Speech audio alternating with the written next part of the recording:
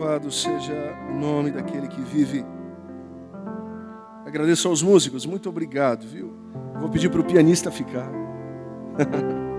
1 Samuel, capítulo 15, versículo 22.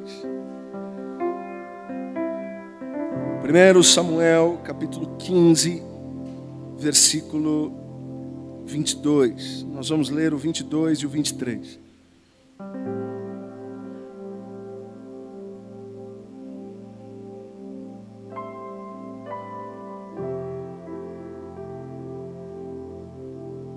Com a permissão dos pastores, no final do culto vai estar à disposição de vocês o nosso material, aqueles que desejarem adquirir, fique à vontade. Se você não tiver dinheiro nem cartão, eu estou aceitando fralda, lencinho umedecido, hipoglós, você sabe o que eu estou falando, né? Escambo, fazemos qualquer negócio, ok? O chá de bebê não está dando conta. A gente precisa repor o estoque. 1 Samuel, capítulo 15, versículo 22.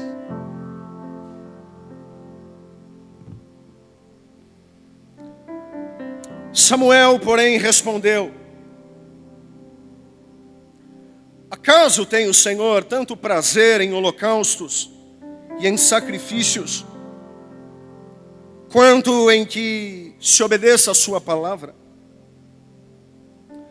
A obediência é melhor do que o sacrifício, e a submissão é melhor do que a gordura de carneiros. Pois a rebeldia é como o pecado da feitiçaria, e a arrogância como o mal da idolatria. Assim como você rejeitou a palavra do Senhor, Saul, ele o rejeitou como rei. Eu vou ler mais uma vez. Samuel, porém, respondeu: acaso tem o Senhor tanto prazer em holocaustos e em sacrifícios, quanto em que se obedeça a sua palavra? A obediência é melhor do que o sacrifício, e a submissão é melhor do que a gordura de carneiros. Pois a rebeldia é como o pecado da feitiçaria, e a arrogância como o mal da idolatria.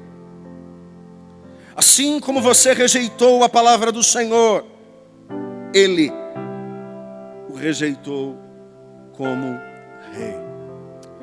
Senhor Deus, eu quero te agradecer por estar numa igreja tão linda, com pessoas maravilhosas, lavadas e remidas pelo teu sangue. Obrigado pelo cerimonial de Santa Ceia que tivemos aqui. E também te agradecemos pela oportunidade da leitura da tua palavra. Me dê a habilidade de comunicação, espiritualmente falando, para que eu consiga ser claro e que teu Espírito Santo tenha liberdade no falar e no agir nessa noite. Nesses poucos minutos, nessa breve reflexão, o teu nome venha a ser glorificado e exaltado, para a glória e para a honra do teu próprio nome, o nome do Senhor. Amém. Graças a Deus. Irmãos e irmãs, num determinado momento da história bíblica, Deus estabeleceu o primeiro rei de Israel. E o seu nome, a maioria daqueles que leem a Bíblia sabe, ou sabem, seu nome era Saul. E logo quando ele foi ungido rei, todo aquele cerimonial da unção, Deus usou o profeta Samuel para comunicar a Saul a sua primeira missão como rei. Eu não sei se todos sabem, mas Deus, ele não falava com o rei. Deus falava com um profeta. E esse profeta falava ao rei aquilo que o coração do Senhor desejava. Então Deus fala com Samuel. Samuel chega para Saul e fala para Saul a sua primeira missão como rei da Palestina. A missão seria o seguinte: o texto bíblico diz que o rei Saul, juntamente com seu exército, deveria entrar numa cidade que dava muita dor de cabeça para os israelitas. E essa cidade é chamada na Bíblia de Amaleque. Aqueles que amam a Bíblia e leem bastante a Bíblia sabem do quanto o tal dos amalequitas deram trabalho e dor de cabeça para o povo de Deus. Eles eram cruéis. Eles matavam as grávidas, furavam com lanças. Eles não tinham dó e piedade de ninguém. Então a missão de Deus, através do Saul, era que Saul pegasse o seu exército e eles deveriam entrar na cidade dos amalequitas. E os israelitas deveriam matar todos, dos animais do campo ao rei que morava no seu palácio. Essa era a ordem para Saul fazer. Depois dessa ordem vinda do próprio Deus, o texto diz que Saul obedece. Ele pega todo o seu exército e vai para Amaleque.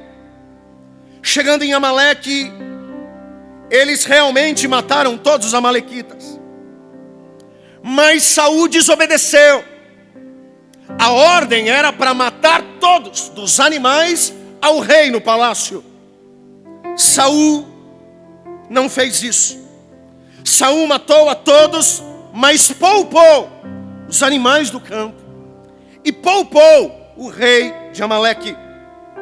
Ou seja, na sua primeira missão como rei, ele desobedeceu a ordem do Senhor.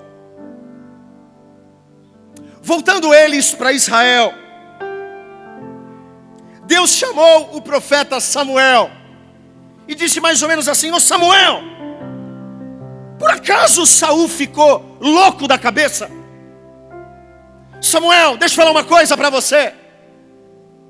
Eu me arrependi de ter constituído Saul como rei, porque além dele me desobedecer em sua primeira missão, ele não seguiu nenhuma das minhas instruções. Não deu outra.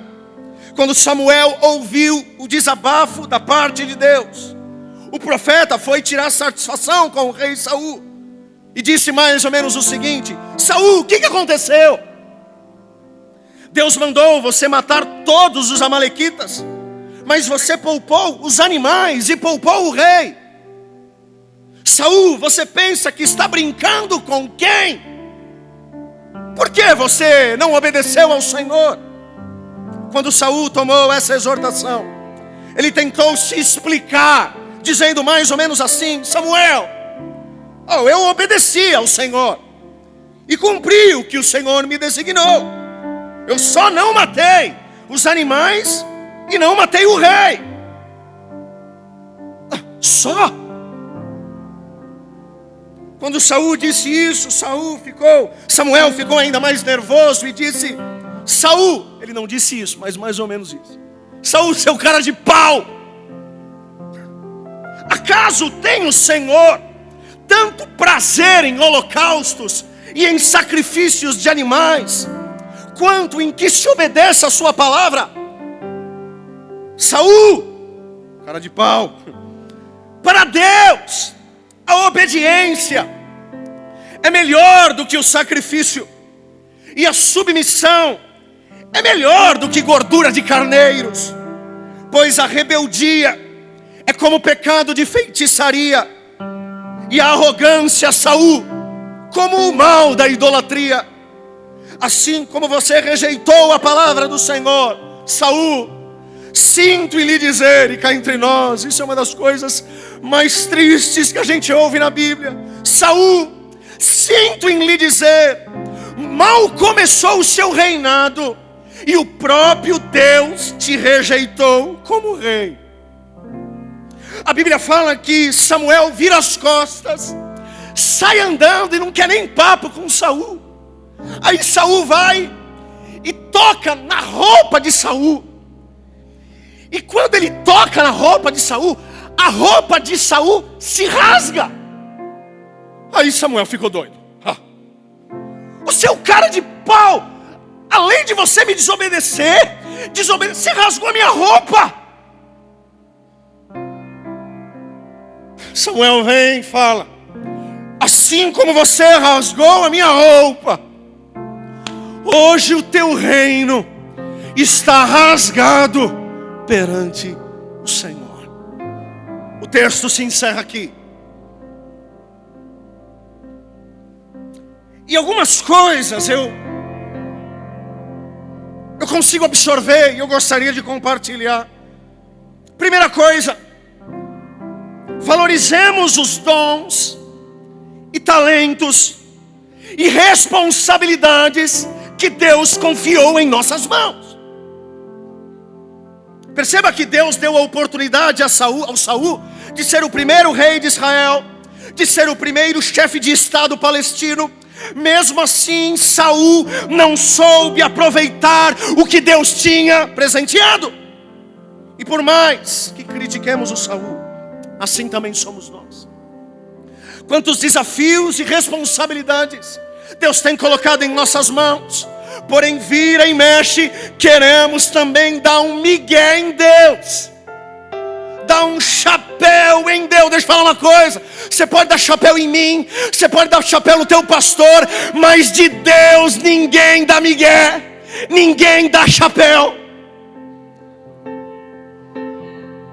E quando não encarnamos as nossas responsabilidades, nós temos uma grande chance de Deus falar pra gente: não te quero mais. Não que Deus queira colocar a gente no inferno, mas é no sentido de responsabilidade. Sendo que a nossa função no reino de Deus, pastores, é muito mais importante do que Saul.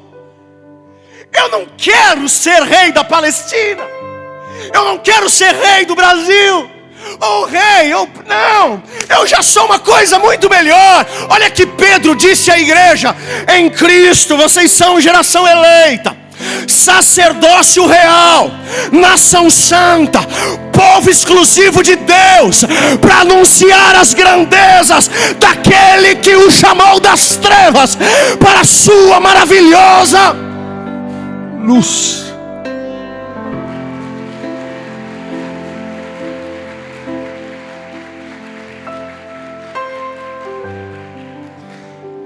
Fala para a pessoa que está do teu lado: não fuja das tuas responsabilidades. E não queira dar chapéu em Deus. Faz assim para ele, ó: te conheço. Segunda coisa, Deus é detalhista.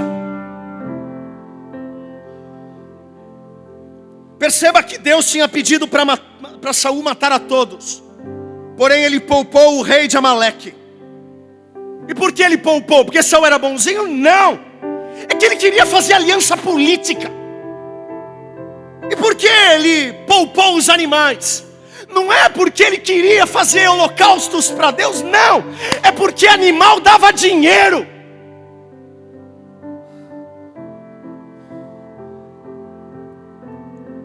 Deus, ele está muito mais interessado em pessoas com a motivação certa do que com um discurso politicamente correto. Porque de discurso as igrejas estão cheias, mas Deus conhecia a motivação do Saul. E assim somos nós. Deus coloca algumas coisas em nossas mãos e nós muitas vezes mudamos as direções.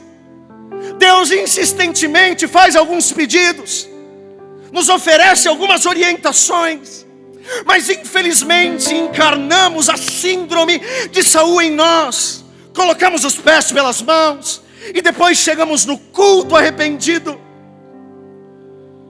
Deus não está interessado em quanto erguermos as mãos. Deus não está interessado na qualidade da música que sai do púlpito.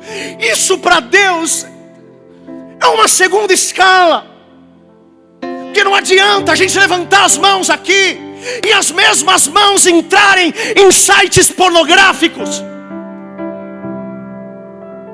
Não adianta, mesmo a voz que diz que Ele é Senhor, ter a coragem de falar um palavrão amanhã. Deus não está preocupado com performance apenas. O profeta Joel um dia disse para o povo: parem de rasgar as vossas vestes, mas rasguem os vossos corações. Assim diz o Senhor. Cá entre nós, tem um professor que disse um dia para mim, falou assim: Rodrigo, Deus já está até com o colesterol alto. É tanto sacrifício, porém pouca obediência. Esses dias eu fui numa igreja. E todas as vezes que eu vou numa igreja que eu não prego a palavra, eu oro: Senhor, usa. Assim como vocês oraram para que eu falasse aqui nessa noite, é a minha oração. Esses dias eu fui pregar numa igreja. E naquele dia o meu filho recém-nascido estava internado. E eu falei: Senhor, se tem um dia que eu quero que o Senhor fale, é hoje, fala comigo. E aí um pastor abriu a Bíblia e ele começou a falar tanta besteira, mas tanta besteira, que eu olhei para o céu e disse: não, Senhor, o Senhor está brincando comigo. Tudo que ele falava não batia com o texto bíblico. Eu falei: meu Deus, será que sou eu que estou mal contigo? E ele começou a ministrar. E aí ele disse o seguinte: para vocês viverem e terem tudo que eu preguei aqui, vocês têm que fazer um sacrifício. Eu falei: ah não, lá vem. Eu já estava até mexendo no meu bolso. Ai meu Deus. E ele falou o seguinte: para vocês viverem as promessas de Deus, vocês precisam trazer R$1.000 aqui no púlpito. Eu falei: meu Deus, lascou. E cá entre nós, eu sou pastor de igreja, tá? Não estou falando mal de dízimo nem de oferta. Só os pastores sabem a dificuldade que é para bancar um prédio como esse. Mas aí ele começou a pregar dizendo que o povo só viveria aquilo que ele pregou se dessem R$1.000 em cima do altar. A igreja tinha 1.400 pessoas e apenas umas 15 pessoas subiram. Eu falei: lascou. Tadinho do povo. E aí no meio daqueles 15 levantou uma irmã e disse: pastor, posso contar um testemunho? Eu disse: ai, meu Deus. Ela falou assim: pastor, no ano passado eu fiz esse sacrifício. Eu dei R$700 e Deus me deu uma piscina de R$21.000. Eu falei: não. Oh, não.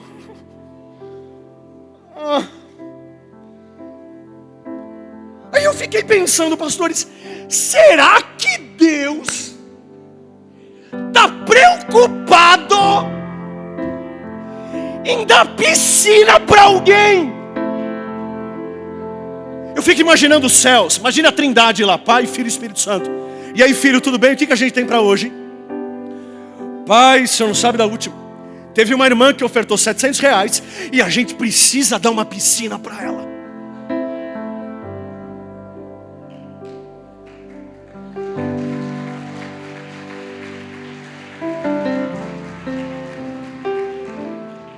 Será que essa é a crise de Deus? Deixa eu falar uma coisa.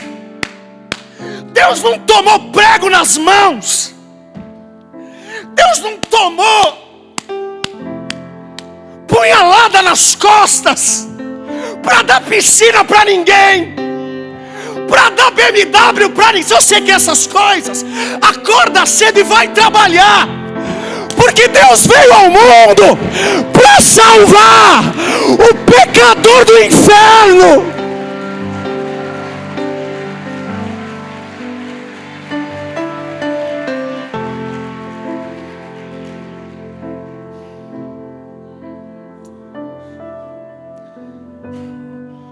Se você estava pedindo uma piscina para Deus,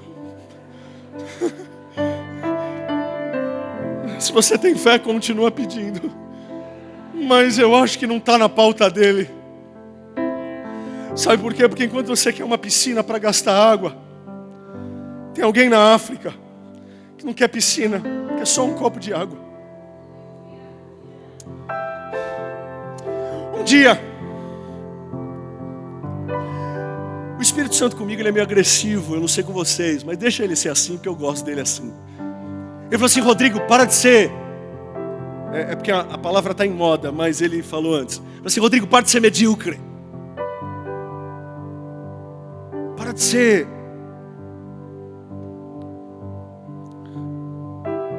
Para de ser o que você está sendo.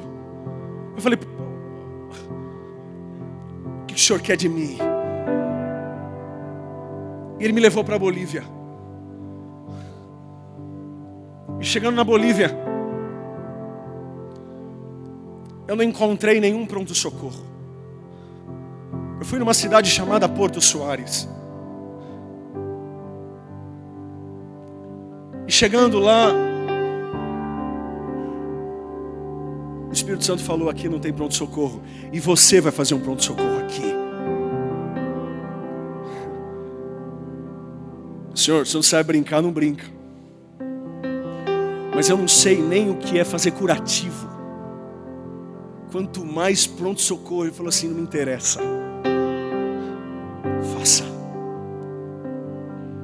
Aí eu voltei para o Brasil. A minha esposa sabe que eu sou meio louco mesmo. Eu falei: Tati, eu tenho uma ideia. Ela falou assim: não, mais uma. Nós tínhamos acabado de fundar uma ONG. Nós precisávamos de 60 mil reais e Deus deu. Mas quando eu disse para ela da ONG, ela também ficou maluca. Ela falou: não acredito nisso. Mas as ideias mais malucas do mundo, Deus só dá para você. Eu falei: não tem problema. E quando eu cheguei na minha casa, eu disse: tá. Deus falou que eu preciso montar um pronto-socorro. Ela olhou para minha cara e disse: meu, eu não sei o que passa na tua cabeça. Faz outra coisa. Só um pronto-socorro você quer?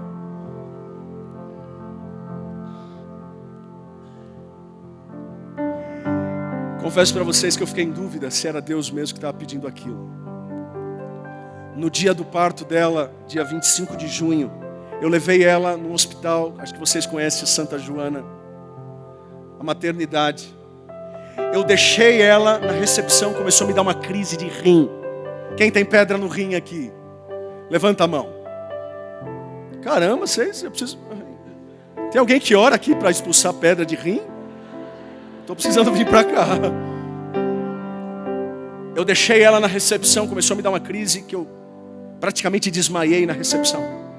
Aí a enfermeira olhou para minha cara como se eu estivesse gostando de ter dor. Ela falou assim: mas meu filho, aqui você não pode ter dor, porque aqui é hospital de mulher. Eu falei: minha filha, pouco me importa se esse hospital é de mulher. Eu pago o que for para pagar, mas tira essa dor. Fala para essa Joana infeliz que eu vou ficar aqui, que eu estou com dor. Depois a fatura veio, R$1.500. Eu tomei tanto remédio na veia que não passava. E lá, enquanto eu sentia a dor, o Espírito Santo falou: você viu o que é ter dor? Pelo menos aqui você tem tramal na veia. Lá na Bolívia alguém está morrendo hoje de dor de rim, sem ter água para colocar na veia. Eu falei: tá bom, Senhor, quem pode manda, quem tem juízo obedece. Montamos o projeto, arrecadamos R$20.000 para comprar o terreno.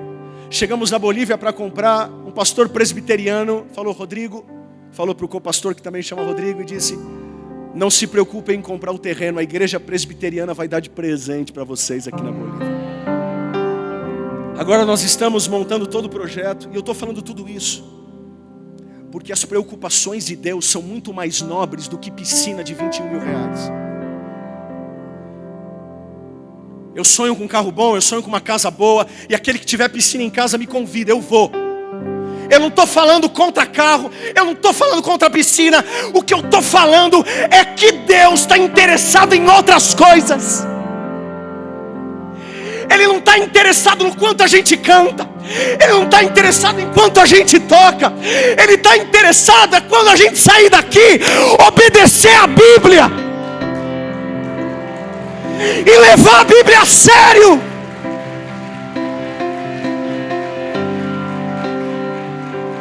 Porque quem tem uma vida aqui e tem outra lá fora, nos céus, é conhecido como rebelde, é conhecido como feiticeiro, é conhecido como arrogante, e é conhecido como idólatra.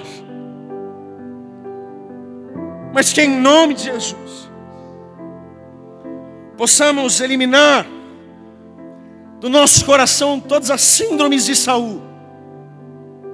Deus não está interessado na quantidade de carneiro que a gente vai queimar para Ele.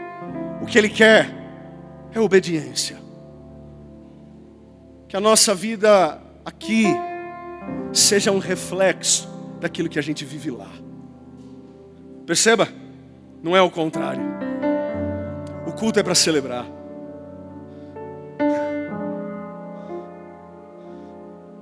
Jesus disse: quer aprender a orar? Entra no teu quarto. Não entra na igreja. Tem muita gente querendo falar com Deus na igreja. Isso aí é numa outra escala de importância. Entra no quarto. Fala com o teu pai. E o texto tem o cuidado de dizer o seguinte: e o teu pai não que te ouve, mas que te vê. Ou seja, antes de vir a palavra na nossa boca, ele já sabe aquilo que a gente vai falar. E quando você dobrar o teu joelho, não orem como os gentios, mas orem a oração nobre. E a oração é: me ajudem. Pai nosso que estás nos céus, santificado seja o teu nome. Venha a nós o teu reino, e seja feita a tua vontade, assim na terra como nos céus. O pão nosso de cada dia nos dai hoje. Perdoe as nossas dívidas, assim como nós perdoamos os nossos devedores, e não nos deixe cair em tentação, mas livra-nos do mal. Porque teu é o reino, teu é o poder, tua é a glória, para sempre. Alguém encontrou piscina aí? Alguém encontrou carro? Eu não sei porque você serve a Deus. Eu não sei porque você vem à igreja. Deus sabe. Existe uma crise nas igrejas evangélicas brasileiras, e nós vamos na contramão. Nós vamos. Enquanto as pessoas vão para a igreja para pedir, enquanto as pessoas vão para a igreja para tentar mexer com o coração de Deus com dinheiro, nós viemos para a igreja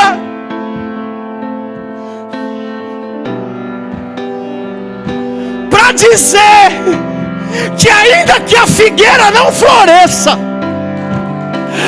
ainda que não haja fruto na vide, ainda que eu esteja desempregado, ainda que eu esteja enfermo, ainda que eu esteja sem dinheiro, todavia eu me alegrarei, porque o meu nome está escrito no livro da vida.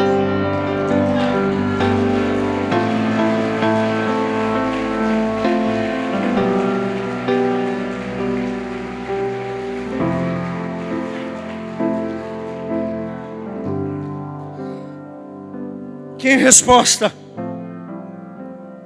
aos presentes dados por Deus a nós, possamos não apenas adorar, falar e cantar que o amamos, mas que através da nossa obediência nas práticas corriqueiras da vida, possamos agradar o coração dele, ou agradar o seu coração, para nunca sermos rejeitados por Ele, mas sermos encontrados como verdadeiros adoradores que o adoram em espírito e em verdade.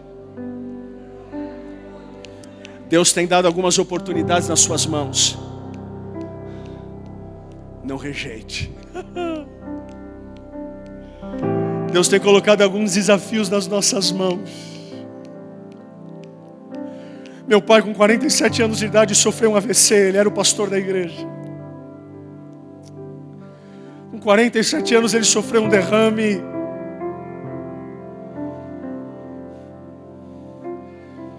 E a igreja se reuniu e disse: Rodrigo, você vai ter que assumir a igreja. Eu falei assim: não. Eu não quero. Minha mãe olhou nos meus olhos e disse: menino,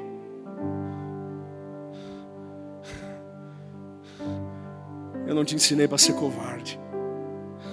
Eu tinha 23 anos. 23 para 24. Eu falei: mãe, não é que eu quero ser covarde, mas é porque eu não quero pastorear. O problema é teu. Mas que você vai pastorear, você vai.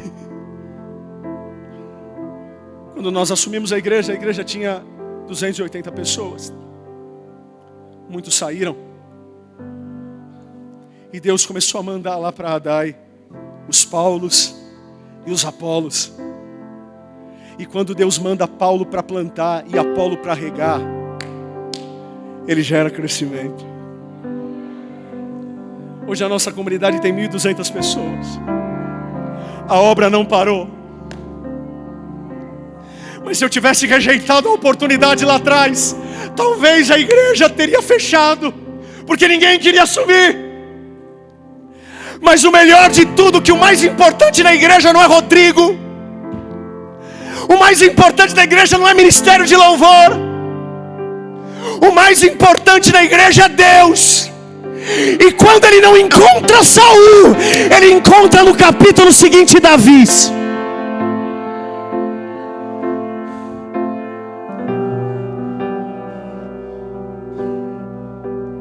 Hoje eu louvo a Deus porque eu não rejeitei aquela oportunidade.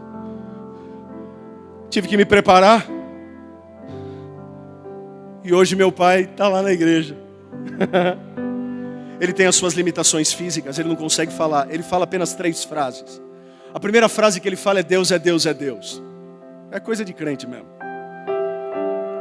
Até nisso, até quando fica doente, fala de Jesus. A primeira frase é Deus é Deus é Deus. A outra frase é em nome de Jesus. E a outra frase é amém. Então tudo que ele vai pedir, ele fala assim: Deus é Deus é Deus, em nome de Jesus. Se ele vai pedir uma feijoada, ele fala Deus é Deus é Deus. Se é uma feijoada com Coca-Cola, é Deus, em nome de Jesus. Se ele vai brincar com meu filho, ele olha para ele e diz Deus é Deus é Deus. Talvez você está falando: mas que pena, um homem tão novo. Não. Para, ninguém precisa ter pena de ninguém. Só ore. Porque aquele que começou a boa obra é fiel para cumprir e aperfeiçoá-la até o fim. Deus não precisa de Paulo nem de Apolo. São importantes para o reino. O que ele precisa é encontrar homens e mulheres que talvez nem estejam preparados, mas que estejam com o seu coração comprometidos em obedecer a sua palavra. Talvez você não tenha muito dinheiro. Talvez você não tenha muito talento. Talvez você não tenha muito carneiro para queimar.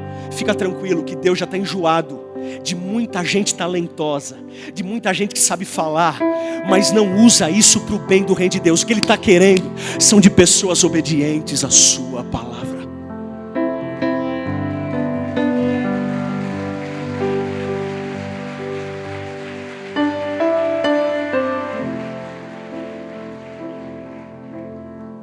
Eu quero orar por você. Desculpa de ter gritado tanto. Assembleiano é um problema. Eu não devia ter gritado tanto. Gritei muito, deixei vocês todos surdos. Mas a minha oração é que todas as responsabilidades que Deus colocar em suas mãos, não faça como Saul, dando migué, achando que Deus não está vendo. Que Deus levante aqui, lá na ADAI e na igreja brasileira e mundial, homens e mulheres que talvez não tenha tanta performance, mas que tenha um coração. Porque quando a gente conhece a verdade nos liberta. Pega a tua Bíblia na mão aí, teu iPad, teu iPhone, teu manuscrito, sei lá que você trouxe para a igreja hoje, mas levanta ele para cima e fala assim: Senhor Jesus. Mas fala como assembleano, como pentecostal, fala: Senhor Jesus. Deus, mais do que os sacrifícios que eu posso te ofertar, mais do que o meu dinheiro, mais do que o meu levantar de mãos, que o meu grande compromisso esteja em obedecer a tua palavra. Até porque é a tua palavra que é lâmpada para os meus pés e é luz para o meu caminho. Conte comigo. Conte comigo. Serei um obediente da tua palavra.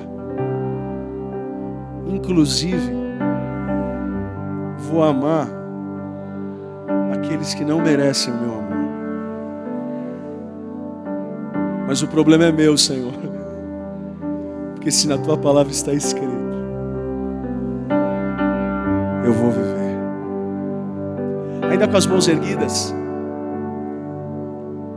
a palavra de Deus diz que nós devemos amar os nossos inimigos. Aquele que dá um tapa na nossa face, a gente deve virar outra, não é assim? E sabe como que esse texto termina? E vocês devem amar assim, com boa medida, recalcada, sacudida e tem gente que usa esse texto para falar de oferta. Esse texto é para falar de amor. Por mais que seja difícil, a gente vai viver a palavra de Deus com boa medida, recalcada, sacudida e transbordante.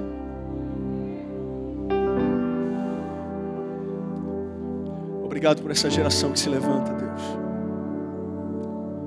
Comprometidos em te adorar, em levantar as mãos, em te ofertar a melhor música, em te ofertar o melhor serviço, a melhor diaconia, a melhor pregação, enfim, tudo.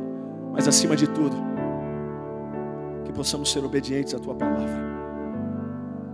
Esteja conosco, para a glória do teu nome. Amém. Graças a Deus. Levante suas mãos aos céus e dê a melhor salva de palmas que você puder ao Senhor Jesus.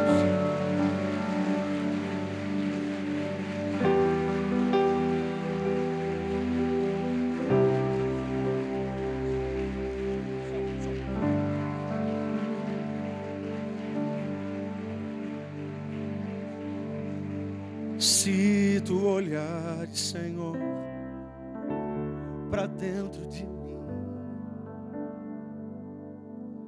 nada encontrarás de